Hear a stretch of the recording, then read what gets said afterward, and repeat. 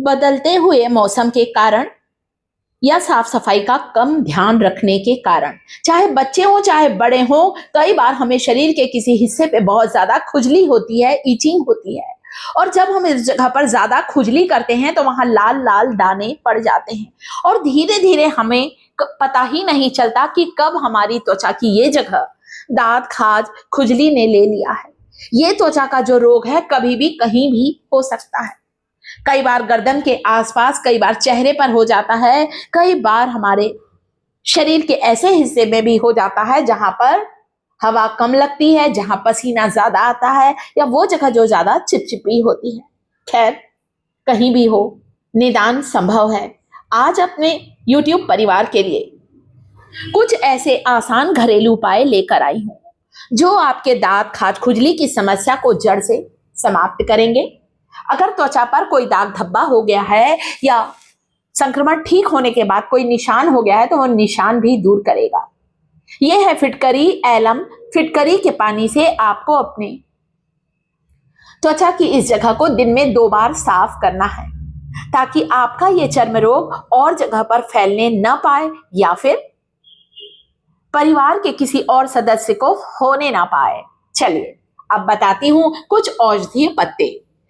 यह है कड़वे नीम की पत्तियां जिसका इस्तेमाल मेरा YouTube परिवार जरूर करें।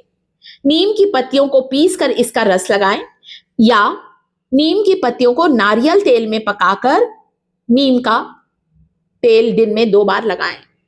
नीम की पत्तियों को पानी में उबालकर इस पानी को आप उस जगह को साफ करें नीम के पानी से, या फिर नहाते वक्त नीम के पानी का इस्तेमाल करें। अगली रेमेडी जो लेकर आई हूं दोस्तों वो है जिंजर अदरक। अदरक का एक छोटा सा टुकड़ा आपको यहां पर लेना है। अदरक को ग्रेटर की मदद से ग्रेट करिए आप, और यहां निकालेंगे हम जिंजर जूस, अदरक का रस। इसके लिए आपको यहां पर क्या करना है, अदरक को कद्दूकस करना है, ग्रेटर की मदद से अदरक को ग्रेट करना है, ठीक है। और अदरक के इन रेशों को दबाते हुए इसका रस निकाल लीजिए। 2 से 3 टुकड़े करें।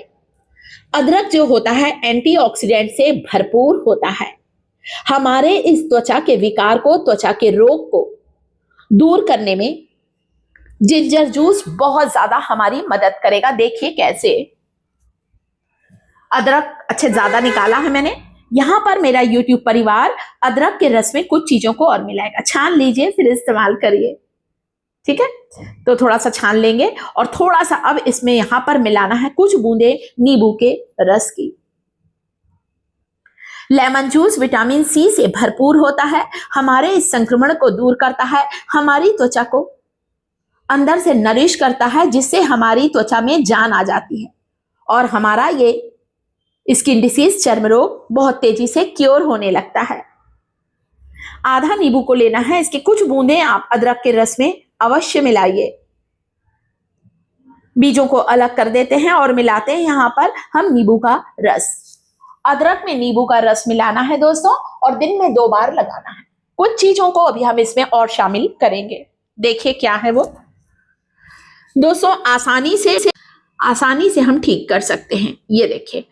तो दोस्तों, त्वचा का रोग के लिए आपको साफ सफाई का ध्यान रखना है। बाहर से आने के बाद आपको अब हाथ पैर, चेहरे की साफ सफाई का बहुत ज्यादा ध्यान रखना है ताकि धूल मिट्टी पसीना हमारी त्वचा पर होने ना पाए। खासकर गर्मी के मौसम में, बारिश के मौसम में भी ये संक्रमण तेजी से फैलने लगता है। अब इस अदरक के रस में मिलाइएगा दही 1 चम्मच।